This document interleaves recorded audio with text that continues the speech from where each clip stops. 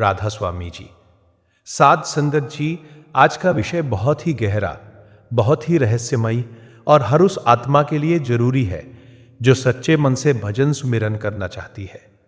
रात को भजन सुमिरन के 5 रहस्य जो हर किसी भक्त को जानने चाहिए। साध संगत जी, दिन का समय तो संसार के लिए है, काम, परिवार, जिम्मेदारियां, दौड़ भाग। लेकिन रात का समय मालिक ने खास अपने प्रेमियों के लिए बनाया है। जब संसार सो जाता है तब आत्मा जाग सकती है। जब बाहर का शोर थमता है तब भीतर की आवाज सुनाई देती है। लेकिन प्रश्न यह है, क्या हर कोई रात को बैठकर भजन कर लेता है? नहीं, बहुत लोग बैठते हैं पर रहस्य नहीं जानते, और जो रहस्य नहीं जानते उन्हें असली आनंद, असली रस, असली मिलन नहीं मिलता। पहला रहस्य है, रात का समय क्यों चुना गया। साध संगत जी, रात का वातावरण स्वयं ध्यान में मदद करता है। दिन में मन हजारों दिशाओं में भागता है, पर रात को प्रकृति भी शांत होती है। हमारे ऋषि मुनि, संत महात्मा हमेशा कहते आए हैं कि आधी रात के बाद का समय अत्यंत पवित्र होता है। संत कबीरदास जी ने भी कहा था कि जब जग सोवे संत न सोवे। जब पूरा संसार नींद में होता है तब संत जागते हैं। एक साखी है, एक साधक था। दिन भर वह बहुत व्यस्त रहता था। उसे लगता था कि मैं तो सुबह थोड़ा नाम ले लेता हूं, वही काफी है। एक दिन उसके सतगुरु ने पूछा, तू रात को क्यों नहीं बैठता? उसने कहा, महाराज, नींद बहुत आती है। गुरु मुस्कुराए और बोले, जिसे संसार की बातें रात भर जगा सकती है उसे मालिक का नाम क्यों नहीं जगा सकता? वह बात उसके हृदय में लग गई। उसने निश्चय किया कि चाहे नींद आए या आलस, मैं बैठूंगा। शुरू में कठिन लगा, पर धीरे धीरे उसे ऐसा रस आने लगा कि अब उसे रात का इंतजार रहने लगा। संगत जी, यही पहला रहस्य है। रात को बैठना केवल समय बदलना नहीं है, यह प्राथमिकता बदलना है। दूसरा रहस्य है सोने से पहले की तैयारी। अक्सर भक्त कहते हैं, हम बैठते हैं पर मन नहीं लगता। पर क्या हमने तैयारी की? यदि आप पूरे दिन क्रोध, ईर्ष्या, तनाव में रहे हों और अचानक बैठ जाएं, तो मन शांत कैसे होगा? रात को भजन करने से पहले मन को हल्का करना जरूरी है। एक छोटा सा नियम बना ले, सोने से पहले किसी से कटु वचन न बोले। यदि किसी से मनमुटाव हो गया हो तो भीतर ही भीतर क्षमा मांग ले। मन को कह दे, आज का हिसाब यहीं खत्म। एक साखी सुनिए। एक बहन जी रोज रात को भजन के लिए बैठती थी, पर उन्हें कुछ अनुभव नहीं होता था। उन्होंने सत्संग में पूछा, महाराज, मैं रोज बैठती हूं फिर भी मन शांत नहीं होता। संत ने पूछा, दिन में क्या करती हो? उन्होंने कहा, बस घर के काम, पर थोड़ा गुस्सा भी आ जाता है। संत बोले, दिन में मन को आग में डालोगी तो रात को राग कैसे शांत होगी? उस दिन से उन्होंने प्रयास किया कि दिन में संयम रखें। कुछ महीनों बाद वही बहन कहती थी, अब रात को बैठते ही भीतर खिंचाव होने लगता है। साध संगत जी, दूसरा रहस्य यही है, रात का भजन केवल आधा घंटा नहीं, पूरा दिन की जीवन शैली से जुड़ा है। तीसरा रहस्य है नींद और आलस्य पर विजय। सबसे बड़ी रुकावट यही है, जैसे ही बैठते हैं सिर झुकने लगता है, मन कहता है कल से करेंगे, पर साध संगत जी, कल कभी नहीं आता। एक युवक था जो बहुत उत्साह से नामदान लेकर आया। उसने ठान लिया कि मैं रोज रात को बैठूंगा। पहले दिन बैठा, 5 मिनट में नींद। दूसरे दिन फिर वही। तीसरे दिन उसने सोचा कि मैं खड़े होकर सुमिरन करूंगा। उसने ठंडा पानी मुंह पर डाला, थोड़ी देर टहलकर फिर बैठा। धीरे धीरे आदत बन गई। संतों ने कहा है, मन को शुरुआत में अनुशासन से बांधना पड़ता है। जैसे बच्चा स्कूल जाने से बचता है, पर मां उसे भेजती है। कुछ दिन बाद वही बच्चा स्वयं जाने लगता है। साध संगत जी, रात का भजन मन को जीतने की साधना है। जब आप नींद पर विजय पा लेते हैं तो समझिए आधी जंग जीत ली। चौथा रहस्य है भजन में निरंतरता और प्रेम। केवल बैठ जाना ही काफी नहीं, सुमिरन करते समय मन बार बार भटकेगा। कभी पुराने दृश्य, कभी भविष्य की चिंता, कभी कल्पनाएं, पर हर बार उसे प्यार से वापस नाम में लगाना है। एक साखी है, एक भक्त ने संत से कहा, महाराज, मेरा मन बहुत भागता है। संत ने कहा, तू उसे पकड़कर क्यों लाता है? भक्त बोला, और क्या करूं? संत बोले, उसे मार मत, उसे समझा, जैसे माँ बच्चे को प्यार से बुलाती है। साध संगत जी, भजन कोई युद्ध नहीं है, यह प्रेम का मिलन है। यदि आप कठोर होकर बैठेंगे, आज कुछ देखना ही है, तो मन और दूर भागेगा।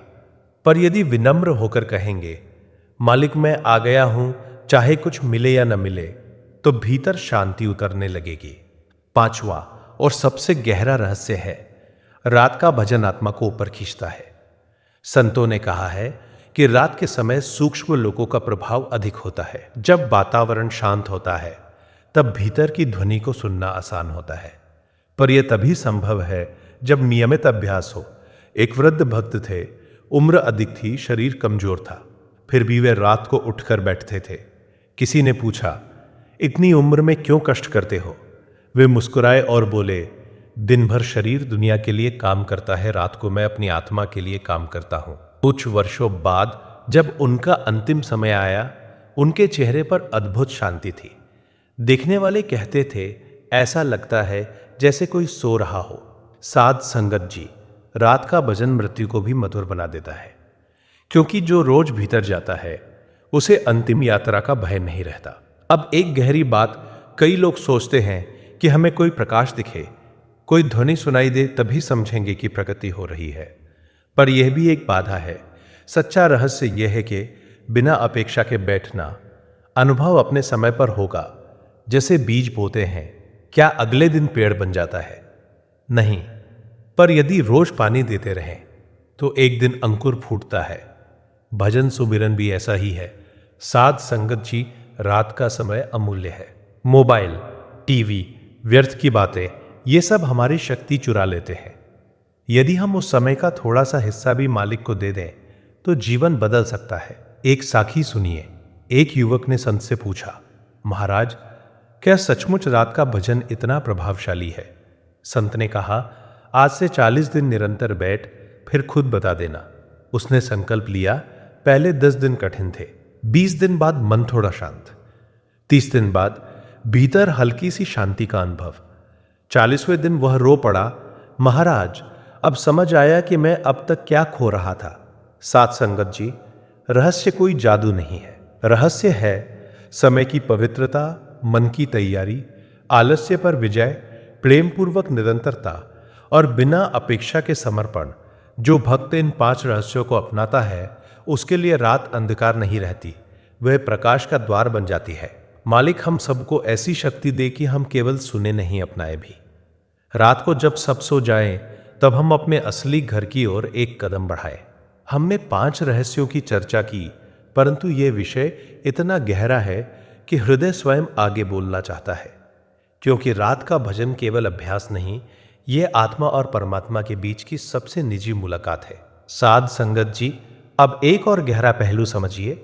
रात का समय परीक्षा भी है और पुरस्कार भी। दिन में जब हम नाम लेते हैं तो मन कहता है, ठीक है, अभी काम है, जल्दी खत्म करो। पर रात को जब आप उठते हैं तो मन पूरी ताकत से विरोध करता है। वह कहता है, अभी सो जाओ, शरीर थका है, कल से पक्का। यही असली परीक्षा है। एक साखी है। एक सेवक ने अपने गुरु से कहा, महाराज, मैं रोज निश्चय करता हूं, पर अलार्म बजते ही बंद कर देता हूं। गुरु ने कहा, जब अलार्म बजे समझ लेना कि यह तुम्हें नहीं, तुम्हारी आत्मा को बुला रहा है। उस दिन से उसने अलार्म को मालिक की पुकार समझ लिया। धीरे धीरे उसका नजरिया बदल गया। पहले वह मजबूरी में उठता था, अब प्रेम में उठने लगा। साध संगत जी, जब उठना बोझ न लगे बल्कि बुलावा लगे, वहीं से असली भजन शुरू होता है। अब एक और रहस्य, रात का भजन कर्मों को हल्का करता है। हम सब अपने अपने कर्मों का बोझ लेकर आए हैं। दिन भर में भी नए कर्म जुड़ते जाते हैं, लेकिन जब हम सच्चे मन से नाम जपते हैं तो भीतर एक अग्नि जलती है जो पाप कर्मों को धीरे धीरे जला देती है। एक वृद्ध माता थी, जीवन में बहुत दुख झेले। जब सत्संग से जुड़ी तो किसी ने पूछा, माँ, अब उम्र हो गई, क्या मिलेगा भजन से? उन्होंने कहा, मुझे कुछ दिखे या ना दिखे, पर जब मैं रात को बैठती हूं तो ऐसा लगता है जैसे दिल का बोझ हल्का हो रहा है। यही है सच्चा लाभ। भले ही हमें कोई दिव्य दृश्य न मिले, पर यदि मन का भार कम हो रहा है, क्रोध कम हो रहा है, सहनशीलता बढ़ रही है, तो समझ लीजिए भीतर काम चल रहा है। साध संगत जी, तीसरा गहरा रहस्य, रात को किया गया सुमिरन पूरे दिन की दिशा बदल देता है। जो व्यक्ति रात को सोने से पहले नाम लेकर सोता है, उसकी नींद भी ध्यान बन जाती है, और जो सुबह उठते ही नाम याद करता है, उसका दिन भी पवित्र हो जाता है। एक युवक ने प्रयोग किया। उसने ठान लिया कि आज से सोने से पहले मोबाइल नहीं, बल्कि 10 मिनट सुमिरन करूंगा। पहले दिन बेचैनी हुई, दूसरे दिन थोड़ा मन लगा। 1 महीने बाद उसने कहा, अब मुझे नींद भी गहरी आती है और सुबह मन शांत रहता है। साध संगत जी, रात को जो विचार लेकर सोते हैं, वही विचार हमारे अवचेतन में गहराई तक जाते हैं। यदि सोने से पहले नाम हो, तो भीतर भी नाम की धारा चलती रहती है। अब एक बहुत सूक्ष्म बात, रात का भजन अहंकार को तोड़ता है। दिन में हम बहुत कुछ बन जाते हैं, कोई अधिकारी, कोई व्यापारी, कोई माता पिता। पर रात को जब सब सो जाते हैं और आप अकेले बैठते हैं, तब न कोई पद रहता है, न पहचान, केवल आप और आपका मालिक। एक अमीर व्यक्ति था, सब उसके आगे झुकते थे, पर रात को जब वो भजन में बैठता तो रोने लगता। किसी ने पूछा, आप क्यों रोते हैं? उसने कहा, दिन में लोग मुझे बड़ा समझते हैं, पर जब मैं आंखें बंद करता हूं तो अपनी कमजोरी दिखती है। तभी समझ आता है कि असली सहारा तो वही है। साध संगत जी, रात का अंधकार हमें हमारी सच्चाई दिखाता है, और जो अपनी सच्चाई देख लेता है वही आगे बढ़ता है। अब एक साखी और सुनिए। एक नवयुवक नाम लेकर बहुत उत्साहित था। उसने सोचा कि मैं रात को 4-4 घंटे बैठूंगा। कुछ दिन बैठा, फिर थक गया, मन उचट गया। वह निराश होकर संत के पास गया। संत ने कहा, तू समय नहीं, नियमितता बढ़ा, कम बैठ पर रोज बैठ। ये बात बहुत गहरी है। रात का भजन लंबाई से नहीं, लगन से चलता है। यदि आप रोज आधा घंटा भी सच्चे मन से बैठते हैं, तो वह अधिक फलदायी है बनिस्बत कभी 4 घंटे, कभी 0। साध संगत जी, एक और रहस्य, भजन में स्थिर बैठना भी साधना है। जब हम शरीर को स्थिर रखते हैं तो मन भी धीरे धीरे शांत होता है। शुरुआत में शरीर हिलता है, पैर दुखते हैं, खुजली होती है, पर यह सब मन की चालें हैं। यदि हम धैर्य रखें तो कुछ समय बाद शरीर स्वयं शांत हो जाता है। एक भक्त ने कहा, महाराज, बैठते ही शरीर में दर्द शुरू हो जाता है। संत बोले, दर्द शरीर में नहीं, आदत में है। साध संगत जी, हमने शरीर को हर सुख की आदत डाल दी है। अब जब उसे थोड़ी देर स्थिर बैठाते हैं तो वह विरोध करता है, पर धैर्य से जीत संभव है। अब एक बहुत महत्वपूर्ण संकेत, रात का भजन दिखावे के लिए नहीं, निजता के लिए है। किसी को बताने की आवश्यकता नहीं कि आप कितनी देर बैठे। यदि मन में ये भाव आ गया कि मैं बहुत बड़ा साधक हूं, तो सब कमाई चली जाती है। सच्चा भजन वह है जिसे केवल आप और आपका मालिक जानते हो। साध संगत जी, रात को जब आप बैठे तो एक भाव रखें, मैं खाली हाथ आया हूं, खाली हाथ ही जाऊंगा, बस नाम का सहारा चाहिए। धीरे धीरे आप अनुभव करेंगे कि भीतर एक खिंचाव है, एक शांति है, एक मौन संगीत है जो शब्दों से परे है। रात अंधेरी नहीं है, वह तो आत्मा का द्वार है।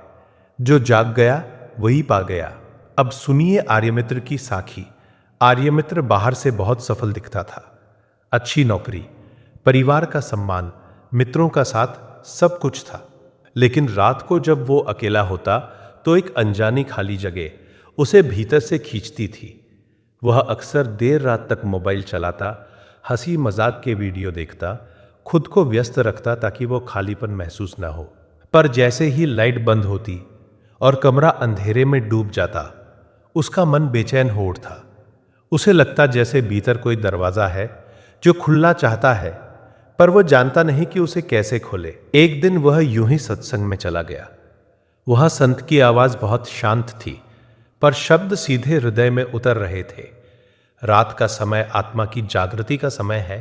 जब संसार सो जाता है, तब मालिक अपने प्रेमियों को पुकारता है। यह वाक्य आर्यमित्र के भीतर गूंजता रहा। उस रात उसने पहली बार महसूस किया कि शायद उसकी बेचैनी का कारण यही है। वह बुलावे को सुन तो रहा है, पर उठकर जवाब नहीं दे रहा। उसी क्षण उसने निश्चय किया कि वह इस पुकार को अनसुना नहीं करेगा। अगली रात उसने जल्दी सोने का प्रयास किया। मन बहाने बनाता रहा, कल से शुरू करेंगे, पर इस बार उसने दृढ़ता दिखाई। जब अलार्म बजा तो शरीर भारी था, आंखें बोझिल थी, पर भीतर कहीं एक धीमी सी लौ जल रही थी। वह उठकर एक शांत कोने में बैठ गया।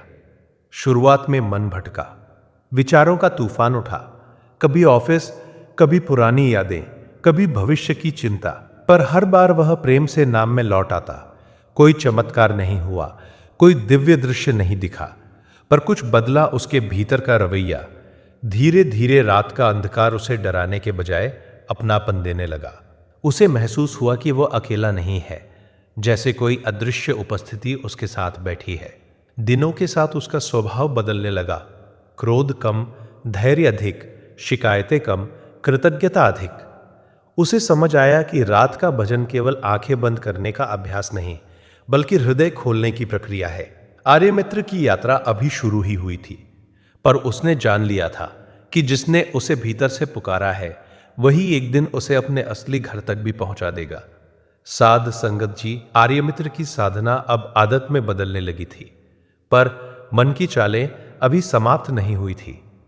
शुरू शुरू में जो उत्साह था वह कुछ दिनों बाद परीक्षा में बदल गया। एक रात बहुत थकान थी, ऑफिस में तनाव, घर में छोटी सी बहस, और मन पूरी तरह उलझा हुआ। उसने सोचा आज नहीं बैठूंगा, पर जैसे ही वह लेटा, भीतर से वही धीमी पुकार उठी, तू अपने लिए भी थोड़ा समय रख। वह फिर उठ बैठा। उस रात मन और भी ज्यादा भटका, कभी क्रोध की याद, कभी अपमान का दृश्य, कभी भविष्य की चिंता। वह परेशान हो गया। उसे लगा कि शायद उसका भजन गलत है। अचानक उसके भीतर विचार आया, मैं शांति ढूंढने बैठा हूं, पर पहले मुझे अपने भीतर की अशांति देखनी होगी।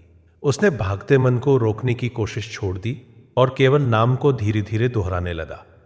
कुछ देर बाद विचारों की तीव्रता कम होने लगी। उसे समझ आया कि मन का शोर बाहर नहीं निकलता तो भीतर बैठकर ही सामने आता है, और वही शोर जब नाम की धारा से टकराता है तो धीरे धीरे शांत हो जाता है। दिन बीतते गए। अब वह अनुभव करने लगा कि रात को बैठना केवल अभ्यास नहीं, बल्कि आत्मा का स्नान है। जैसे दिन भर की धूल शरीर पर जमा हो जाती है और स्नान से साफ होती है, वैसे ही दिन भर के विचार, वासनाएं, प्रतिक्रियाएं रात के सुमिरन से धुलने लगती हैं। एक रात वो बैठा था तो अचानक उसे बचपन की एक गलती याद आई, जिसे लेकर वो भीतर ही भीतर अपराध बोध में रहता था। उसने पहली बार उस गलती को मालिक के सामने स्वीकार किया। आंसू बहने लगे, पर उस रोने में पीड़ा नहीं थी, हल्कापन था, जैसे किसी ने वर्षों पुराना बोझ उतार दिया हो। उस दिन उसे महसूस हुआ कि भजन केवल ऊपर जाने का मार्ग नहीं, भीतर छिपे अंधेरों को प्रकाश में लाने की प्रक्रिया भी है। अब उसके लिए रात डर की नहीं, मिलन की प्रतीक्षा बन गई। और हर रात जब वह बैठता तो उसे लगता कि वह संसार से नहीं, स्वयं से दूर होने के बजाय स्वयं के और निकट आ रहा है। साध संगत जी, अब आर्यमित्र की यात्रा भीतर की ओर और गहरी होने लगी। पहले वो केवल बैठने का प्रयास करता था, अब बैठते ही उसे भीतर एक अलग प्रकार की खिंचाव महसूस होने लगी। यह खिंचाव शब्दों में समझाना कठिन है। जैसे कोई शांत धारा है जो मन को ऊपर की ओर ले जाना चाहती है, पर मन बार बार नीचे की ओर भागता है। एक रात जब वह बैठा तो उसे लगा जैसे शरीर हल्का हो गया है। न कोई विशेष दृश्य, न कोई अद्भुत अनुभव, पर जैसे भार कम हो गया हो। उसे समझ आया कि असली चमत्कार बाहर कुछ देखना नहीं, बल्कि भीतर से हल्का होना है। उसी समय मन ने एक और चाल चली, अब तो तू आगे बढ़ गया है, तू विशेष है। जैसे ही यह विचार आया, उसकी एकाग्रता टूट गई। वह समझ गया कि अहंकार बहुत सूक्ष्म रूप में आता है। वह चुपचाप नाम में लौट आया और मन ही मन कहा, मालिक, मुझे कुछ नहीं चाहिए, बस आपका सहारा चाहिए। उस रात उसे पहली बार समझ आया कि भजन में सबसे बड़ी रुकावट बाहरी नहीं, भीतर का मैं है। दिन में भी उसका व्यवहार बदलने लगा। पहले यदि कोई उसकी आलोचना करता तो वो तुरंत प्रतिक्रिया देता, अब वह सुन लेता। पहले प्रशंसा से प्रसन्न होकर फूल जाता था, अब भीतर शांत रहता। उसे अनुभव होने लगा कि रात की साधना दिन के जीवन को आकार दे रही है। एक बार ऑफिस में एक सहकर्मी ने उसका श्रेय खुद ले लिया। पुराने स्वभाव के अनुसार उसे क्रोधित होना चाहिए था, पर उस दिन वह शांत रहा। रात को बैठकर उसने मालिक से कहा, आज आपने मेरी परीक्षा ली पर मुझे संभाल लिया। उसे महसूस हुआ कि रात का भजन केवल अंधेरे में बैठना नहीं बल्कि दिन के उजाले में भी स्थिर रहना सिखाता है। अब उसकी आंखों में एक गहराई आ गई थी। लोग कहते, तू कुछ बदल गया है। वह मुस्कुराता, क्योंकि वह जानता था कि यह बदलाव किसी बाहरी प्रयास का नहीं बल्कि उन शांत रातों का परिणाम है जब वो अपने असली घर की दिशा में एक छोटा सा कदम बढ़ाता है। साध संगत जी, समय के साथ आर्यमित्र की साधना स्थिर तो हो रही थी, पर अब एक और गहरी परीक्षा सामने आई। कई दिनों तक उसे वही गहराई महसूस होती रही, वही शांति, वही हल्कापन। फिर अचानक एक दौर ऐसा आया जब बैठने पर कुछ भी अनुभव नहीं होता था। मन पहले से भी अधिक चंचल हो गया। उसे लगा जैसे सब सूख गया है। नाम तो चलता था पर रस नहीं आता था। भीतर से एक आवाज उठती, क्या यह सब केवल कल्पना थी? क्या मैं व्यर्थ प्रयास कर रहा हूं? यही वह मोड़ था जहां बहुत लोग रुक जाते हैं, पर आर्यमित्र ने रुकने के बजाय और विनम्रता अपनाई। उसने समझा कि शायद अब उसे अनुभव नहीं, विश्वास की परीक्षा दी जा रही है। एक रात वो बहुत बेचैन था। उसने आंखें बंद की और कहा, मालिक, पहले आप शांति देते थे तो मैं बैठता था, अब आप कुछ नहीं दे रहे। फिर भी मैं बैठूंगा, क्योंकि मैं आपको पाने नहीं, आपको मानने बैठा हूं। ये शब्द उसके भीतर से निकले और उसी क्षण उसे एक गहरी स्थिरता का अनुभव हुआ। उसने जाना कि जब तक हम लाभ के लिए बैठते हैं तब तक साधना सौदा है, जब हम बिना अपेक्षा बैठते हैं तभी वो प्रेम बनती है। दिनों तक वह इसी भाव में बैठता रहा, कभी अच्छा लगता, कभी नहीं, पर अब वो परिणाम नहीं देखता था। धीरे धीरे उसे अनुभव हुआ कि सूखा दौर वास्तव में भीतर की सफाई का समय था। जैसे खेत को कुछ समय के लिए खाली छोड़ा जाता है ताकि मिट्टी फिर उपजाऊ बने, वैसे ही साधना में भी विराम के क्षण आते हैं। एक रात उसे अचानक अपने भीतर बहुत गहरी कृतज्ञता महसूस हुई। बिना किसी कारण के आंसू बहने लगे। उसने महसूस किया कि उसे कुछ मांगने की आवश्यकता ही नहीं। जो शांति चाहिए थी वह भीतर स्थायी रूप से बसने लगी थी। अब रात का अंधकार उसे खाली नहीं लगता था, वह उसे गर्भ जैसा प्रतीत होता था जहां नई चेतना जन्म ले रही है। अब वो समझ चुका था कि रात का भजन अनुभवों की खोज नहीं बल्कि संबंध की गहराई है। कभी मिलन का रस, कभी विरह की तपन, दोनों आवश्यक है। जैसे दिन और रात मिलकर समय को पूर्ण करते हैं, वैसे ही आनंद और शुष्कता मिलकर साधना को पूर्ण बनाते हैं। आर्यमित्र अब पहले जैसा नहीं रहा था। उसकी आंखों में स्थिरता थी, वाणी में कोमलता और हृदय में एक शांत विश्वास। उसे पता था कि मार्ग लंबा है, पर अब उसे मंजिल की चिंता नहीं थी, क्योंकि जिसने चलना सीख लिया उसे पहुंचने का भय नहीं रहता। साध संगत जी, अब आर्यमित्र की रातें केवल अभ्यास नहीं रही, वे प्रतीक्षा बन गई। पहले वो शांति पाने बैठता था, अब वो समर्पण करने बैठता था। उसके भीतर एक सूक्ष्म परिवर्तन हो चुका था। वह अनुभवों का खोजी नहीं रहा, वह उपस्थिति का साधक बन गया। एक रात जब वो बैठा तो मन असाधारण रूप से शांत था। कोई विशेष प्रयास नहीं करना पड़ा। नाम जैसे स्वयं चल रहा था। उसे लगा जैसे वो दोहरा नहीं रहा, बल्कि नाम उसे दोहरा रहा है। ये अनुभव बहुत सूक्ष्म था, पर गहरा, जैसे कोई अदृश्य धारा भीतर बह रही हो और वह उसी में बैठा हो। उस क्षण उसे अपने जीवन की अनेक घटनाएं याद आई। सफलता, असफलता, अपमान, सम्मान, प्रेम, दूरी। उसने देखा कि हर घटना ने उसे यहां तक पहुंचाया है। जो दुख उसे कभी बोझ लगते थे, वही अब उसे सीढ़ियां प्रतीत होने लगे। उसने मन ही मन कहा, मालिक, आपने हर परिस्थिति से मुझे आपकी ओर ही मोड़ा। उस रात उसे समझ आया कि साधना केवल रात के उन कुछ घंटों में नहीं होती, बल्कि पूरे जीवन की घटनाएं भी उसी साधना का हिस्सा है। रात का भजन उन सब अनुभवों को अर्थ देता है। धीरे धीरे उसका डर भी समाप्त होने लगा। पहले उसे भविष्य की चिंता रहती थी। नौकरी का क्या होगा, परिवार का क्या होगा, स्वास्थ्य कैसा रहेगा। अब वह पूरी तरह निश्चिंत तो नहीं हुआ था, पर भीतर एक भरोसा था कि जो शक्ति उसे रात के सन्नाटे में संभालती है, वही दिन के कोलाहल में भी साथ है। एक दिन किसी प्रियजन की तबीयत अचानक खराब हो गई। घर में घबराहट फैल गई। आर्यमित्र के भीतर भी चिंता उठी, पर वह टूट नहीं गया। रात को जब वो बैठा तो उसने केवल एक वाक्य कहा, मैं नहीं जानता क्या ठीक है, पर आप जानते हैं। उस रात उसे पहली बार समर्पण का वास्तविक अर्थ समझ आया। समर्पण हार नहीं, विश्वास है। अब उसकी साधना गहराई में उतर रही थी। कभी कभी उसे लगता जैसे भीतर बहुत सूक्ष्म ध्वनि है, बहुत हल्की, पर निरंतर वह उसे पकड़ने की कोशिश नहीं करता, बस शांत रहता। उसने जाना कि जितना वह प्रयास छोड़ता है उतना ही भीतर का द्वार सहज खुलता है। अब वह अपने आप को साधक कम और साक्षी अधिक महसूस करता था। वह देखता था कि विचार आते हैं, जाते हैं, भावनाएं उठती है, शांत हो जाती है, पर भीतर एक स्थिर बिंदु है जो कभी नहीं बदलता। रात का भजन उसे उसी बिंदु तक ले जाता था। उसके चेहरे पर अब स्थायी कोमलता आ गई थी। लोग कहते, तेरे भीतर कुछ अलग है।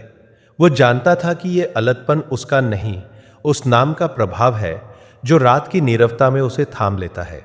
उसे अब मंजिल की जल्दी नहीं थी, उसे चलने का आनंद मिल गया था, और जिसने मार्ग में ही आनंद पा लिया उसके लिए दूरी का कोई अर्थ नहीं रहता। साध संगत जी, अब आर्यमित्र की यात्रा एक नए मोड़ पर पहुंची।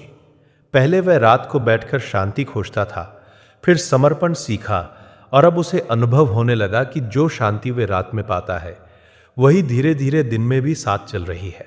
फर्क बस इतना था कि पहले वो शांति क्षणिक थी, अब वो स्वभाव बनने लगी थी।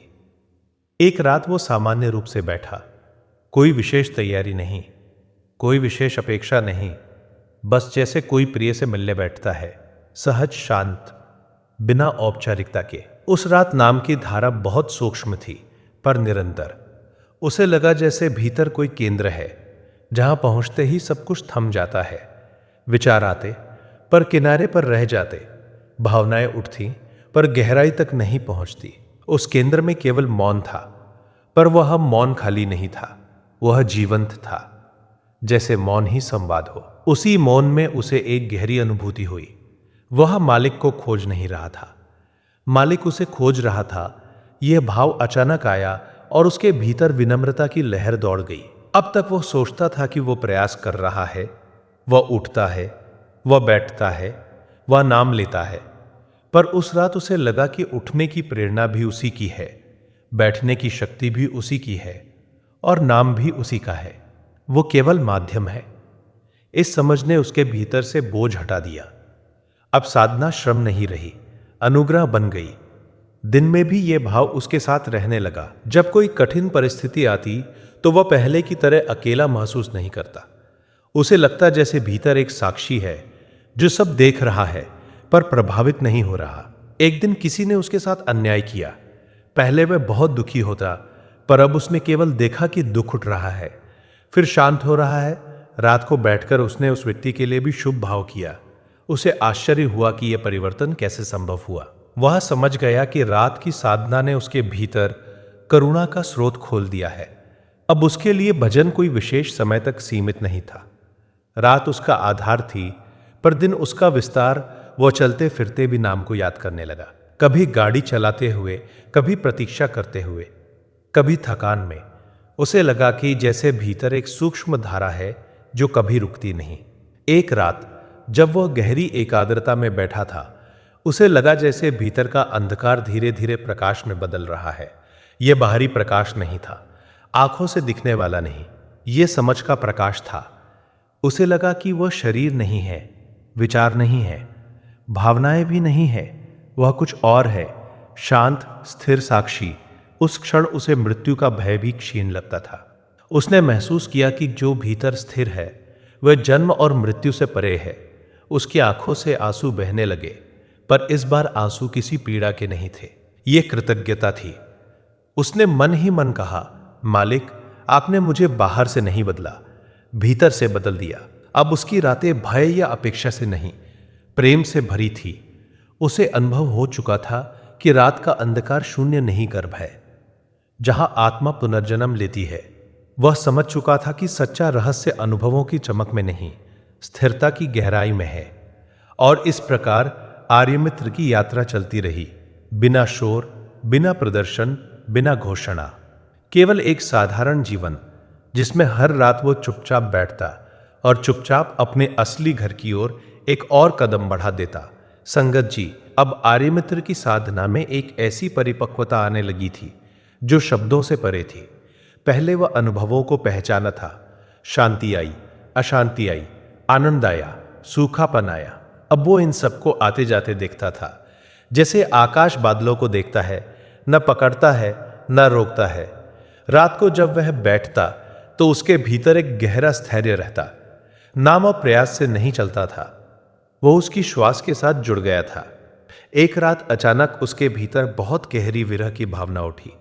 बिना किसी कारण के आंसू बहने लगे। उसने महसूस किया जैसे आत्मा अपने स्रोत को पुकार रही हो।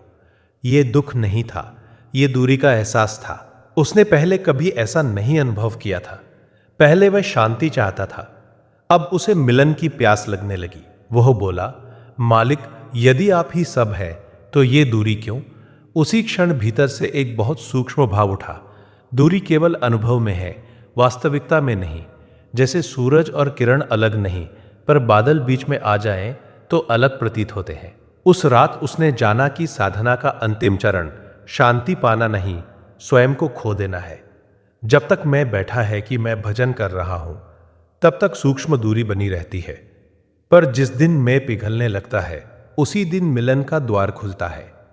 अब आर्यमित्र का ध्यान स्वयं पर नहीं, उस अदृश्य उपस्थिति पर केंद्रित रहने लगा। वह जान गया था कि जितना वो स्वयं को कम करता है, उतना ही वह शक्ति स्पष्ट होती जाती है। दिन में भी उसका व्यवहार बदल गया था। अब वो किसी को उपदेश नहीं देता था, पर उसके मौन में भी संदेश होता था। लोग उसके पास बैठते और कहते, तुम्हारे पास बैठकर अच्छा लगता है। वह मुस्कुराता, क्योंकि वह जानता था कि यह उसका नहीं, उस नाम का प्रभाव है जो भीतर स्थिर हो गया है। एक दिन उसे जीवन की एक बड़ी चुनौती का सामना करना पड़ा। नौकरी अचानक चली गई। पहले का आर्यमित्र टूट जाता, घबरा जाता, पर अब वो हिला जरूर, पर टूटा नहीं। उस रात वो बैठा और बोला, यदि ये भी आपकी इच्छा है तो मुझे स्वीकार है। भीतर से वही शांति उठी जो हर कठिन क्षण में उसे संभालती थी। कुछ दिनों में नई राह खुल गई। उसने समझ लिया कि जो भीतर स्थिर है वही बाहर का सहारा बनता है। अब उसकी रातें केवल अभ्यास नहीं थीं, वे मिलन की अनुभूति बन चुकी थी। कभी कभी उसे लगता जैसे भीतर कोई प्रकाश है, पर वह उसे देखने की कोशिश नहीं करता, वह केवल स्थिर रहता। उसने जान लिया था कि जो सत्य है वह स्वयं प्रकट होगा, उसे खींचना नहीं पड़ता। धीरे धीरे उसके भीतर मृत्यु का भय भी विलीन होने लगा। वह समझ गया था कि जो नाम भीतर गूंज रहा है वही असली सहारा है। शरीर एक दिन छूट जाएगा, पर यह धारा नहीं रुकेगी। इस अनुभूति ने उसे निर्भय बना दिया। अब उसकी साधना का सार यही था, बैठना, समर्पण करना और प्रेम में पिघल जाना। न कोई दावा, न कोई प्रदर्शन, केवल मौन में एक गहरा विश्वास। और इस प्रकार आर्यमित्र की यात्रा चलती रही, भीतर से बाहर तक परिवर्तित होती हुई। उसने जान लिया था कि रात का अंधकार वास्तव में एक द्वार है। जो उस द्वार पर धैर्य से बैठता है, एक दिन उसे भीतर का सूर्य अवश्य दिखाई देता है। संगत जी, अब आर्यमित्र की यात्रा उस अवस्था में प्रवेश कर चुकी थी जहां साधना कोई अलग क्रिया नहीं रह गई थी, बल्कि उसका स्वभाव बन गई थी। पहले वह रात को बैठता था ताकि भीतर शांति आए। अब वह बैठता था क्योंकि बिना बैठे अधूरापन महसूस होता था। जैसे कोई प्रियजन दूर हो तो मन बेचैन हो जाए, वैसे ही यदि किसी कारण एक रात छूट जाती तो उसके भीतर हल्की सी रिक्तता रह जाती। यह बाध्यता नहीं थी, यह प्रेम था। एक रात वो सामान्य रूप से बैठा, न कोई विशेष भावना, न कोई विशेष अपेक्षा, बस आंखें बंद की और नाम में टिक गया। कुछ देर बाद उसे अनुभव हुआ कि श्वास बहुत धीमी हो गई है, शरीर का बोध कम हो गया। उसे लगा जैसे वो बैठा नहीं है, बल्कि किसी शांत आकाश में तैर रहा है। कोई दृश्य स्पष्ट नहीं, पर एक विस्तृत अनुभव, जैसे सीमाएं हट रही हों। वह न शरीर तक सीमित था, न कमरे तक, वो केवल चेतना था। उस क्षण उसे एक गहरा बोध हुआ, मैं कभी अकेला था ही नहीं। यह विचार नहीं था, अनुभूति थी, जैसे किसी ने भीतर सत्य का दीप जला दिया हो। उसके बाद जीवन की घटनाएं आती रही। सुख आया, दुख आया, लाभ हुआ, हानि हुई, पर अब भीतर एक आधार था जो नहीं डोलता था। यदि कोई अपमान करता तो उसे चोट लगती, पर वो भीतर तक नहीं जाती। यदि कोई प्रशंसा करता तो अच्छा लगता, पर वो टिकती नहीं। वह देखता कि सब कुछ बदल रहा है, पर भीतर का साक्षी अचल है, और वही साक्षी उसकी रातों की कमाई थी। एक दिन वह पुराने मित्र से मिला, जिसने पूछा, तू पहले जैसा क्यों नहीं रहा? अब तुझे क्रोध नहीं आता? अब तू बहस क्यों नहीं करता? आर्यमित्र ने मुस्कुराकर कहा, पहले मैं हर बात को अपने ऊपर ले लेता था, अब जान लिया है कि मैं वो नहीं हूं। मित्र समझ नहीं पाया, पर आर्यमित्र जानता था कि ये ज्ञान पुस्तकों से नहीं, उन शांत रातों से आया है जहां उसने स्वयं को बार बार नाम में समर्पित किया। अब उसकी साधना में एक और गहराई आई, कृतज्ञता। पहले वह मांगता था शांति, अनुभव, सहार। अब वो केवल धन्यवाद देता था, हर परिस्थिति के लिए, हर परीक्षा के लिए, हर विरह और हर मिलन के लिए। उसने समझ लिया था कि मालिक केवल सुख देकर नहीं, कभी कभी छीनकर भी निकट लाते हैं। एक रात जब वो बैठा तो भीतर से एक स्पष्ट भाव उठा, अब लौटने का समय निकट है। वो चौंका नहीं, उसे भय नहीं हुआ, उसने केवल नाम को और गहरा कर लिया। उसे लगा कि यदि अभी भी शरीर छूट जाए तो वह तैयार है, क्योंकि उसने जिस धारा को भीतर पाया है वही उसका असली घर है। समय बीता, उसका शरीर वृद्ध होने लगा, पर उसकी आंखों की चमक बढ़ती गई। लोग कहते, तुम्हारे चेहरे पर अजीब सी शांति है। वह केवल मुस्कुरा देता। वह जानता था कि यह शांति उसकी नहीं, उस अनुग्रह की है जो हर रात उसे थाम लेता था। अंतिम दिनों में भी वो बैठना नहीं छोड़ा, कभी कम समय, कभी अधिक, पर नियमित। एक रात वो बहुत शांत होकर बैठा। श्वास बहुत सूक्ष्म थी, नाम भीतर स्वयं चल रहा था। उसके चेहरे पर हल्की मुस्कान थी, जैसे कोई अपने प्रिय की गोद में सिर रखकर विश्राम कर रहा हो। लोग कहते हैं कि उस रात उसने शरीर त्याग दिया, पर जो उसे जानते थे वे कहते हैं कि उसने कुछ छोड़ा नहीं, वह तो बस लौट गया। क्योंकि जिसने रात के अंधकार में ही अपने भीतर का प्रकाश खोज लिया हो, उसके लिए मृत्यु अंधकार नहीं, घर वापसी होती है। और इस प्रकार आर्यमित्र की साखी हमें यह सिखाती है कि रात का भजन केवल अभ्यास नहीं, आत्मा की यात्रा है। ये यात्रा धीरे धीरे मौन में विनम्रता से चलती है। जो धैर्य रखता है, जो अनुभव नहीं प्रेम खोजता है, उसके लिए एक दिन अंधकार भी प्रकाश बन जाता है। साध संगत जी, आर्यमित्र की देह तो एक दिन शांत हो गई, पर उसकी साधना की सुगंध वहीं नहीं रुकी। कहते हैं कि जिनके भीतर नाम स्थिर हो जाता है, उनका जीवन स्वयं एक मौन सत्संग बन जाता है। उसके जाने के बाद लोग उसके कमरे में जाते जहां वह रात को बैठा करता था। वहां कोई विशेष वस्तु नहीं थी, एक साधारण चादर, एक छोटी सी आसन और दीवार के पास रखा एक दीपक। पर जो भी वहां कुछ देर शांत बैठता, उसे भीतर अजीब सी स्थिरता महसूस होती, जैसे उस स्थान ने भी साधना की ऊर्जा को अपने भीतर सोख लिया हो। उसकी मां अक्सर कहती, वह रात को चुपचाप बैठता था, हमने कभी समझा नहीं कि वह क्या करता है। अब समझ आता है कि वो कहीं दूर नहीं जाता था, वह भीतर उतरता था। उसके मित्रों ने भी देखा कि उसके जाने के बाद वे अनायास ही रात को कुछ पल शांत बैठने लगे, जैसे उसकी जीवन धारा ने उन्हें भी छू लिया हो। यही सच्ची साधना की पहचान है। वह शोर नहीं करती, पर असर छोड़ जाती है। साखी यहीं समाप्त नहीं होती, क्योंकि यह केवल आर्यमित्र की नहीं, हर उस आत्मा की कहानी है जिसे रात में कभी न कभी एक हल्की सी पुकार सुनाई देती है।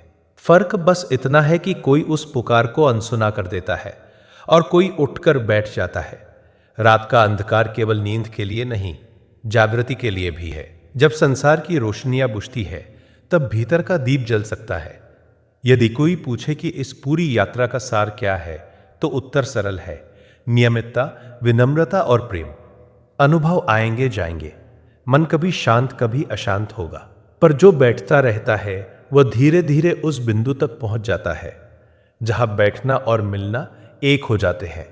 रात का भजन चमत्कार नहीं दिखाता, वह चुपचाप मनुष्य को बदल देता है। वह क्रोध को करुणा में, भय को विश्वास में और अशांति को स्थिरता में बदल देता है। और जब भीतर यह परिवर्तन स्थायी हो जाता है, तब जीवन और मृत्यु दोनों समान हो जाते हैं, क्योंकि जिसने भीतर का प्रकाश पा लिया उसके लिए बाहर का अंधकार भय का कारण नहीं रहता। साध संगत जी, यह कथा सुनाने का उद्देश्य केवल प्रेरणा नहीं, स्मरण है। स्मरण की हर रात हमें भी एक अवसर देती है, कुछ पल चुपचाप बैठने का, नाम को सुनने का और उस अदृश्य सहारे को महसूस करने का जो हमेशा से हमारे साथ है। जो आज से, अभी से बस 5 मिनट भी बैठने का निश्चय कर ले, उसकी यात्रा शुरू हो जाती है। और जो यात्रा शुरू कर देता है उसे मंजिल एक दिन स्वयं बुला लेती है। साध संगत जी, इस पूरी साखी का सार बस इतना है कि रात का वो शांत समय जब संसार सो जाता है, वही आत्मा के जागने का सबसे अनमोल अवसर है। आर्यमित्र की कहानी किसी एक व्यक्ति की नहीं थी, वह हम सबकी कहानी है। हर आत्मा में एक प्यास है और हर रात में एक निमंत्रण छुपा है। जो इस निमंत्रण को स्वीकार कर लेता है उसका जीवन धीरे धीरे बदलने लगता है।